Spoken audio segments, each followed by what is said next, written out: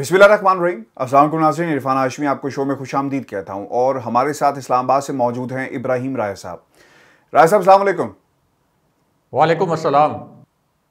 राय साहब, एक खबर है जो पिछले 1.5 हफ्ते से पाकिस्तान के मीडिया पर भी हमें नज़र आ रही है, क्रिकेट के अलावा। लेकिन हालात ये हैं कि इस खबर का ताल्लुक मौजूदा हुकूमत के साथ इसलिए ज़्यादा हो गया है क्योंकि हमने माजी में ऐसा देखा है कि जब आप किसी भी चीज़ पर कंट्रोल नहीं करते और मामला तशद्दुद की तरफ बढ़ जाएं तो फिर हालात ख़राब हो जाते हैं।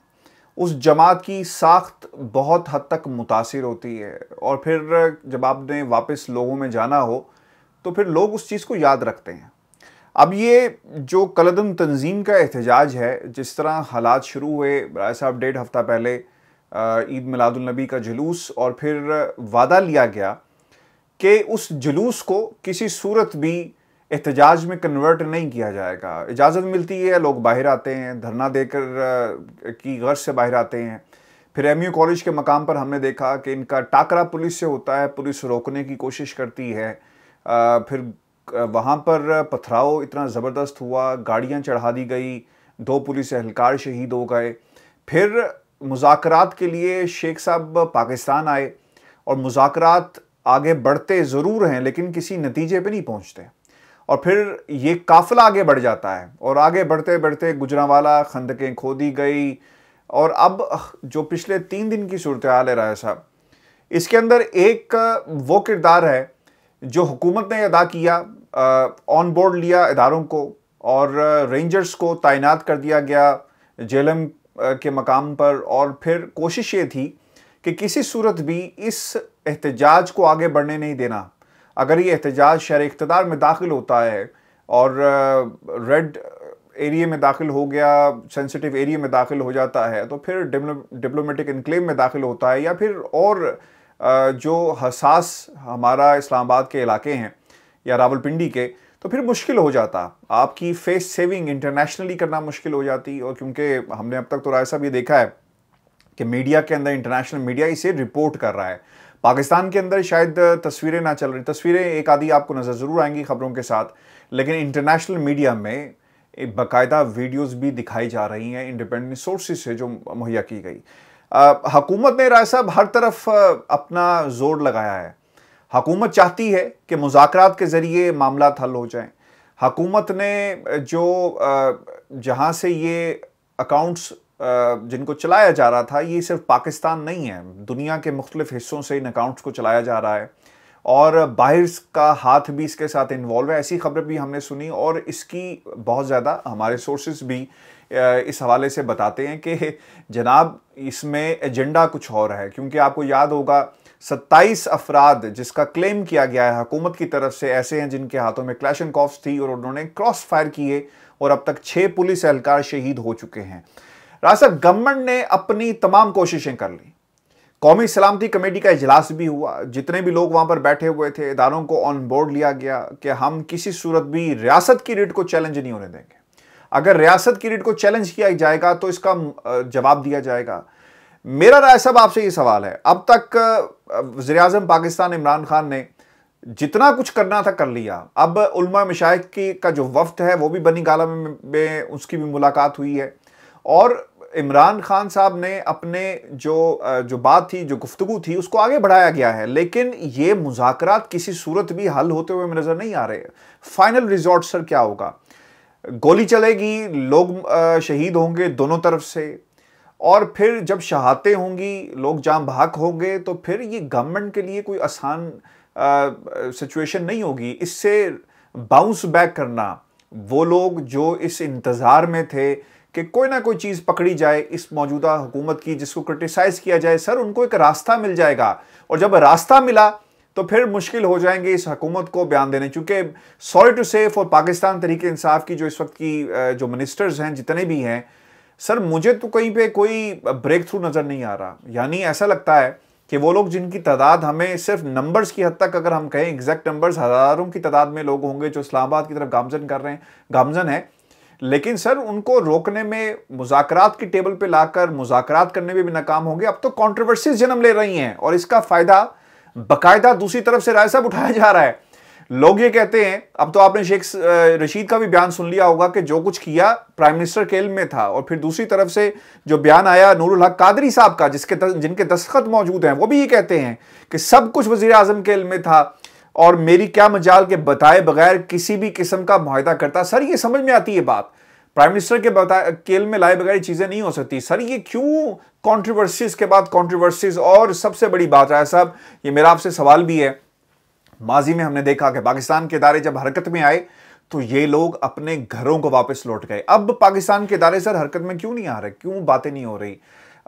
हमने कल की मीटिंग के अंदर देखा, कौमी सलामती की जो मीटिंग थी, इदारे ऑन बोर्ड हैं, लेकिन बुलाकर कहा तो जा सकता है कि भाई बहुत हो गया, अब घर वापस जाओ। क्यों जो फेस है हुकूमत का उसको इस्तेमाल किया जा रहा है, या फिर ये कहा गया कि जनाब ये बाप का मामला है, हुकूमत जाने और उसका काम जाने, हमारा किरदार जो है जहां तक इंटेलिजेंस शेयरिंग का है वो हम करते रहेंगे। जी राय साहब। देखिए हाशमी साहब, इस पूरे मामले में दो बड़ी डेवलपमेंट्स हुई हैं, वो दोनों डेवलपमेंट्स अपने व्यूअर्स के सामने रखते हैं, और एक बहुत बड़ा ब्रेक थ्रू भी हुआ है।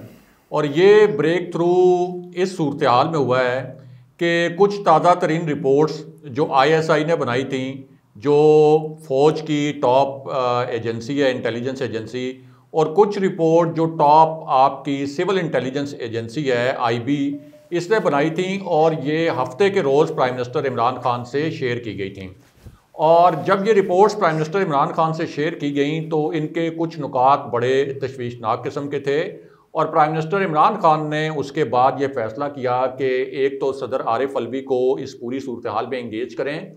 एक मज़ाकरात का दौर आप ये कह सकते हैं कि ऐवान सदर में हुआ, जहाँ मुख्तलिफ जो उलमाए कराम हैं जिनका ताल्लुक मुख्तलिफ मकातब फ़िक्र से है, उनको बुलाया गया था, उनकी राय मांगी गई थी, और उन तमाम उलमा ने यक ज़ुबान होकर एक बात ये तस्लीम की कि इस हुकूमत में जो निज़ाम मुस्तफ़ा को राइज करने के लिए जितने ठोस इक़दाम किए गए हैं, जिस किस्म के तारीख़ी स्टेप्स लिए गए हैं, इससे पहले नहीं लिए गए थे।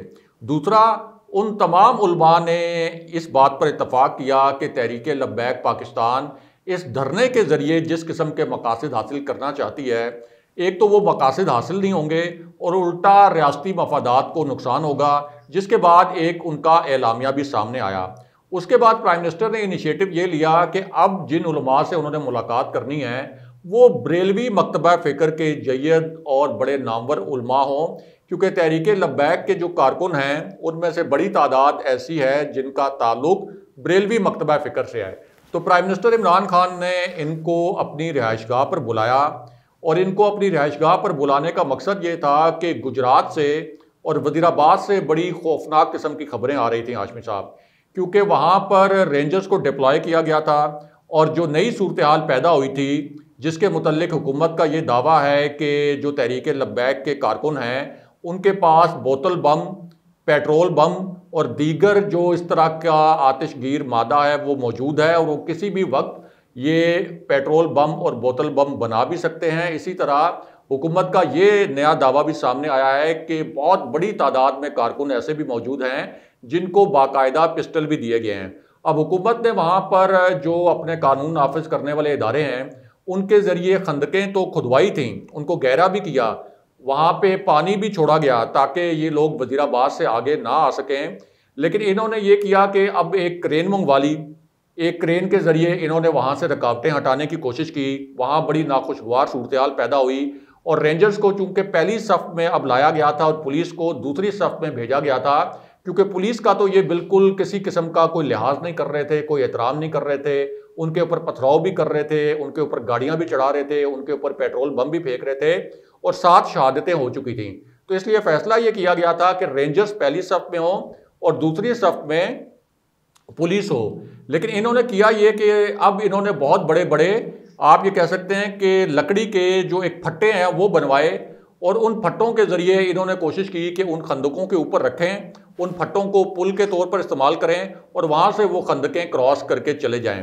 जब इनको वज़ीराबाद में रोकने की कोशिश की तो उसके बाद ये जो शहर के अंदरूनी मकामात हैं वहाँ पर चले गए। वहाँ पर इन्होंने एक ऐसी सूरत हाल पैदा की जिससे शहरियों को बहुत मुश्किलात का सामना करना पड़ा, और फिर चारों नाचार रेंजर्स को वहाँ पर शेलिंग करनी पड़ी है। और जो हुकूमती ज़राए से हमारी बात हुई है उन्होंने इस बात की तस्दीक की है कि रेंजर्स ने वहाँ पर चारों नाचार शेलिंग की है। उसमें तहरीक लब्बैक के कुछ कारकुनों को भी नुकसान पहुँचा है और उनका जो जवाबी पथराव है उससे पुलिस वाले और कुछ रेंजर्स भी ज़ख्मी हुए हैं। उसके बाद इन्होंने ये कोशिश की कि वज़ीराबाद से जो दो रास्ते हैं जो इस्लामाबाद की जानिब आते हैं उनमें से दोनों रास्तों के मुतबादिल जो छोटे छोटे मकामात से कच्चे पक्के रास्ते निकलते हैं वहाँ से टोलियों की सूरत में, जैसे कोई वारफेयर है, जैसे कोई छापामार कार्रवाइयाँ होती हैं, इस तरह से 10-10, 12-12 की टोलियों में वहाँ से निकालने की कोशिश की ताकि अगले शहर में पहुँच जाएं और सरासर उस मायदे की खिलाफ वर्जी की जो कि इन्होंने हुकूमत के साथ किया था, जिसका शेख रशीद ने कैमरों के सामने ऐलान किया कि इन्होंने ये मुआहदा किया था कि ये लोग वापस चले जाएंगे या कम से कम जब तक मुज़ाकरात जारी रहेंगे ये अपनी जगह पर मौजूद रहेंगे और वहाँ से मूव नहीं करेंगे। लेकिन हुकूमत को पता ये चला कि ये सिर्फ टाइम बाय कर रहे हैं और हुकूमत तो किसी बड़े फसाद से बचना चाहती है। आपने ये जो कहा कि हुकूमत कोई इनके साथ मुज़ाकरात करने में या टैकल करने में नाकाम हो गई है, ये तासुर दुरुस्त नहीं है। ये तासुर इस वक्त अपोजिशन के कुछ हल्के दे रहे हैं, लेकिन ये बड़ा हसास मामला भी है। हुकूमत के लिए कोई मुश्किल काम नहीं है 1 घंटे के दौरान ऑपरेशन करे, बड़े पैमाने पर जानी नुकसान हो जाए, लेकिन चूंकि इस पूरे मामले को एक मजहबी रंग भी दिया जाएगा, एक बहुत हसास मामला भी है, इसलिए हुकूमत ने आखिरी वक्त तक एहतियात का दामन हाथ से नहीं छोड़ा। तो ये जो इंटेलिजेंस ब्यूरो की और ISI की जो रिपोर्ट्स प्राइम मिनिस्टर को मिली थी और जिस तरह की सूरत हाल वज़ीराबाद में पैदा हुई और जिस तरह की सूरत हाल उसके बाद गुजरात में पैदा करने की कोशिश की गई, उसके बाद फिर प्राइम मिनिस्टर ने अपना जो खिताब था उसको पोस्टपोन किया, जो कि उन्होंने सैटरडे को करना था। ये हमारी इत्तलात के मुताबिक पूरी तरह स्केड्यूल था।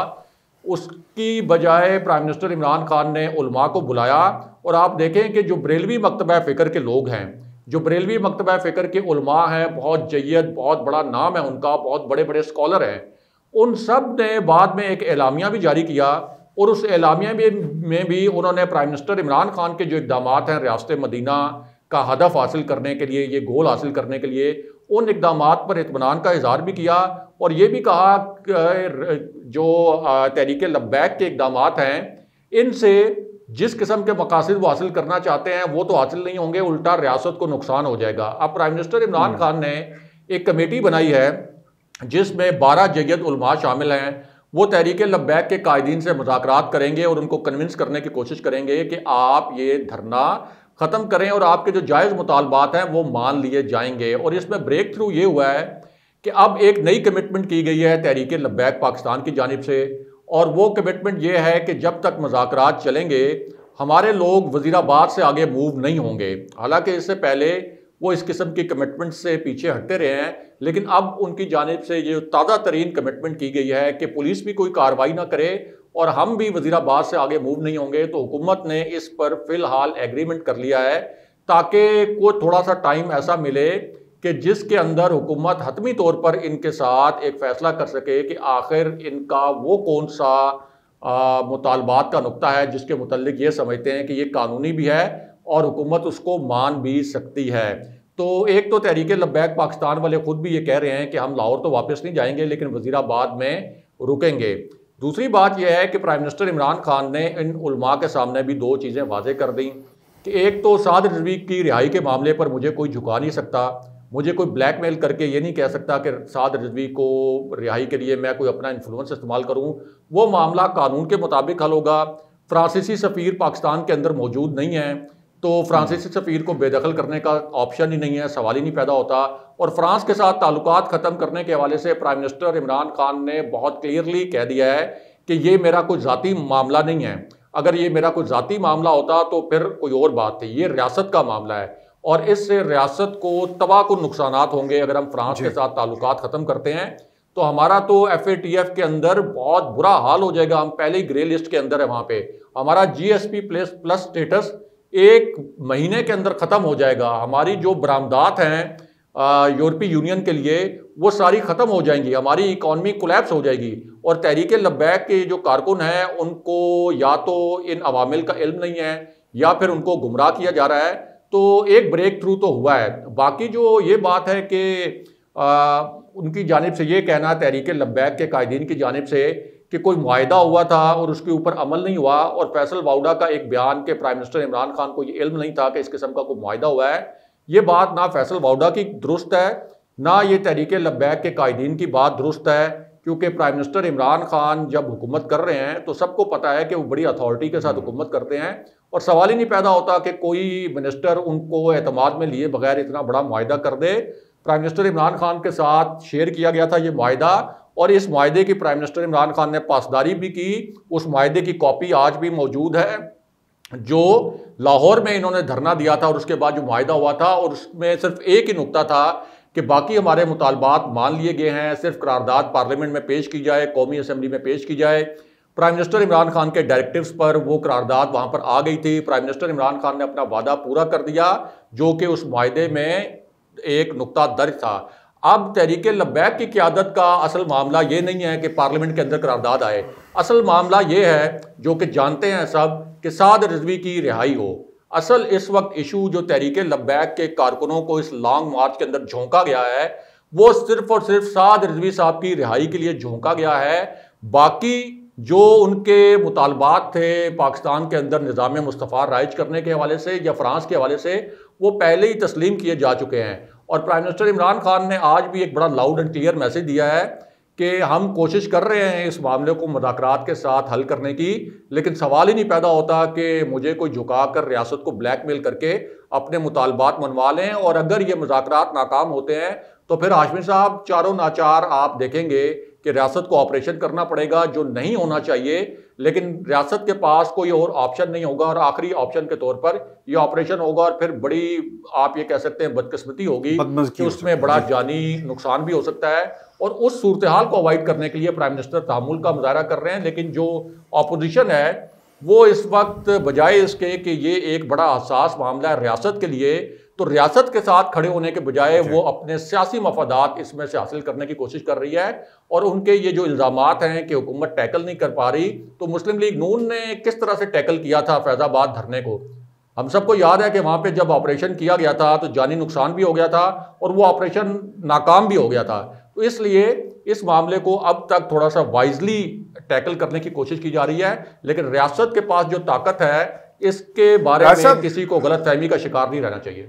राज साहब, ये तो बिल्कुल ठीक है, आपने कहा कि नून लीग के दौर में भी ऑपरेशन हुआ, नाकाम हुआ, जानी नुकसान हुआ। सर मैं चाहूँगा थोड़ी सी डिटेल्स रखें, लोगों की याददाश्तें बड़ी कमज़ोर हैं, क्योंकि वो लोग जो उस वक्त शामिल थे फैसले करने में, आज वो ये कहते हैं कि जनाब मुज़ाकरात ही वाहिद हल है और मुज़ाकरात करेंगे तो बात बनेगी, और वो हुकूमत को क्रिटिसाइज़ कर रहे हैं। सर इस पे ज़रूर रोशनी डालें, उस वक्त क्या हुआ था, मुज़ाकरात नहीं हुए, ऑपरेशन हुआ, नंबर वन, इस चीज़ का मैं चाहूँगा कि आप डिटेल से इस पर बात करें। और फिर ये भी बता दें, क्योंकि मैंने ये जो बार बार आपसे कही ना कि एक सिचुएशन डेवलप होगी और फिर बाउंस बैक राय साहब करना मुश्किल हो जाता है। मॉडल टाउन में, लाहौर में जो कुछ हुआ, आज भी वो बेचारे अपने प्यारों का के लिए इंसाफ मांग रहे हैं और इंसाफ नहीं हो रहा। सर मॉडल टाउन का वाकया हमारे सामने है, जब ऑपरेशन होता है तो हालात बड़े मुश्किल हो जाते हैं और बाद में फिर हुकूमतों के लिए मुश्किल होता है, चाहे वो नून लीग की हो चाहे वो पीटीआई की हो। जी राय साहब। देखिए हाशमी साहब, एक तो मॉडल टाउन के वाक़े का इस धरने के साथ कोई कंपैरिजन किया ही नहीं जा सकता। मॉडल टाउन में तो सरासर रियासत का जुल्म था, रियासत का जबर था। वहाँ पे आप देखें कि किस तरह से हामला खवातीन हैं, उनकी जो फुटेजेस सामने आई, उनके जबड़ों पे गोलियां मारी गईं, उनको शहीद किया गया। वो तो एक जगह पर उस वक्त मौजूद थे और इस तरह की कोई सिचुएशन नहीं थी। उस वक्त तो वो धरना भी स्टार्ट नहीं हुआ था, किसी किस्म की इश्तिआल अंगेजी भी नहीं थी, और उसके अंदर जो शहीद हुए थे लोग, उनका तो इस धरने के साथ किसी किस्म का कंपेरिजन किया ही नहीं जा सकता। और आज तक आप देख लें कि मॉडल टाउन के जो मुतासरीन थे, जो शोहदा के लवाकिन हैं, आज तक उनको इंसाफ नहीं मिल सका। आज तक उस वक्त चीफ मिनिस्टर थे शहबाज शरीफ, और राना सनाउल्लाह के मुतल्लिक ये कहा गया कि उनके डायरेक्टर्स पे ये ऑपरेशन हुआ। आज तक आपको नजर आया कि उनके खिलाफ कोई कार्रवाई हुई? तो वो तो एक एंटायरली अलग मामला था। अब ये जो धरने वाला मामला है, इसमें आप देखें कि जब एहसन इकबाल वज़ीर दाखिला थे, शाहिद खाकान अब्बासी प्राइम मिनिस्टर थे, फैज़ाबाद में धरना लेके आए थे खादिम हुसैन रिजवी साहब, तो उस वक्त इन्होंने ऑपरेशन किया था, और ऑपरेशन के दौरान इन्होंने बड़े दावे भी किए थे कि हम क्लीन अप कर लेंगे, यहाँ से उठा लेंगे। और वो धरना भी ऐसा था जिसको राना सनाउल्लाह ने धकेला था पंजाब से वफाक में। बाद में राना सनाउल्लाह ने इसका एतराफ़ भी कर लिया था, क्योंकि जनरल बाजवा ने एक ब्रीफिंग के दौरान इस धरने का पोल खोल दिया था वो रिसेंटली। तो राना सनाउल्लाह तो ये एतराफ़ भी कर चुके हैं, तो वहाँ पर तो इन्होंने तो ऑपरेशन किया था और उसके बाद फिर हमने देखा कि सूरत हाल भी नहीं संभली। अब ये जो बयानात दे रहे हैं इशारों कनायों में तहरीक लब्बैक के हक में, वो इसलिए दे रहे हैं कि ताकि तहरीक लब्बैक को इनकरेज किया जाए कि आप इस धरने पर कायम रहें, उनको इनकरेज किया जाए कि हम आपके साथ हैं सियासी तौर पर। और मुस्लिम लीग नून पंजाब की लीडरशिप राना सनाउल्लाह की क़यादत में इनके साथ राब्ते में भी है। तो वो तो चाहते हैं कि किसी तरीके से तहरीक लब्बैक के जो कारकुन हैं वो जमे रहें मैदान में। हुकूमत के लिए, रियासत के लिए पेचीदा सूरत हाल पैदा होती रही, रियासत के मफादात को चाहे नुकसान पहुंचता रहे, लेकिन उनको इस पूरी सूरत हाल में से कुछ सियासी फ़ायदा मिल जाए। तो शहबाज शरीफ के जिस स्टेटमेंट का आपने जिक्र किया और इससे पहले मौलाना फजलुर रहमान ने जो स्टेटमेंट दिया था, उसका पूरा कॉन्टेक्स्ट ये है, ये कोई तहरीक लब्बैक के हमायती या हमदर्द नहीं है। तहरीक लब्बैक के ऊपर इन्होंने ये इल्ज़ाम लगाया था कि ये प्रॉक्सी है एस्टेब्लिशमेंट की और मुस्लिम लीग नून को तोड़ने के लिए तहरीक लब्बैक को बनाया गया, और तहरीक लब्बैक असल में एजेंट है एस्टेब्लिशमेंट की। तो तहरीक लब्बैक के कारकुनों के मुतल्लिक तो इनके ये ख्यालात थे, आप इनके बयानात जो हैं वो ऑन रिकॉर्ड कैमरों पे हैं, मीडिया के सामने ये बयानात देते रहे कि तहरीक लब्बैक को एक साजिश के तहत जन्म दिया गया था। अगरचे बाद में जनरल बाजवा ने पूरी एक हिस्ट्री बताई थी कि तहरीक लब्बैक किस तरह से वजूद में आई थी और किस तरह से नून लीग के जो लोग थे वो इनके हमदर्द थे। और उस वक्त नून लीग की कोशिश ये थी कि बरेलवी मकतबा फ़िक्र के जो वोट हैं वो नून लीग के पास रहने चाहिए। तो माजी में ये इनको एजेंट करार देते रहे, आज इनको बड़ी हमदर्दी हो गई है तहरीक लब्बैक के साथ, उनके कारकुनों के साथ। तो ये यहाँ पर एक घिनौनी सियासत खेलने की कोशिश की जा रही है। हालांकि होना ये चाहिए था कि तमाम सियासी जमातें इस वक्त कम से कम हुकूमत के साथ नहीं तो रियासत के साथ खड़ी हो जाती, लेकिन बदकिस्मती है पाकिस्तान में कि इस तरह के मामलात पर भी सियासत की जाती है। राय साहब, राना सनाउल्लाह के हवाले से हम मुतादिद बार इस प्लेटफॉर्म पे बात कर चुके हैं कि वो कहीं ना कहीं जुड़े हुए थे कि ये धरना किसी तरह इस्लामाबाद चला जाए और वहाँ पर से निपटा जाए। तो इसका मतलब ये हुआ कि इन्फ्लुएंस कहीं ना कहीं नून लीग का मौजूद है। तो आपको लगता है कि अभी भी इन्फ्लुएंस मौजूद है और इस इन्फ्लुएंस के तहत ही ये लोग उस शय के ऊपर आगे बढ़ रहे हैं कि शेर बनो और इन्हें शेर बनाया जा रहा है? देखिए, इन्फ्लुएंस तो मौजूद है। तहरीक लब्बैक का अपना फैसला है कि उन्होंने ये लॉन्ग मार्च करना है, ये धरना देना है और साद रिजवी की रिहाई के लिए ये सारा मूव किया गया है।